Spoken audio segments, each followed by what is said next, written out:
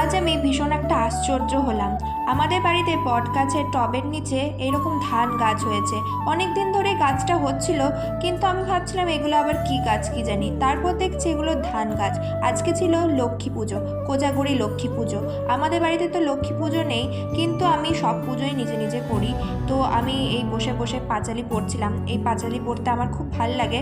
তো বৃহস্পতিবারে মাঝে মাঝে পড়ি, কিন্তু এই কোজাগরি লক্ষ্মী পুজোর দিন স্পেশালি কিন্তু পড়ি। যত দামি সেন্টই হোক না কেন, এই ধুনোর গন্ধের কাছে কিন্তু সেন্ট হার মানতে বাধ্য। তো পুজো কমপ্লিট করে আমি আজকে বিকালে গেছিলাম, মানে আমার আজকে কতগুলো বাড়িতে যে নেমন্তন্ন ছিল তা আমি গুণে শেষ করতে পারবো না। এত খাবারের আমার কালেকশন হয়েছিল, আমি সবার বাড়ি থেকে এত এত খাবার নিয়ে এসেছিলাম।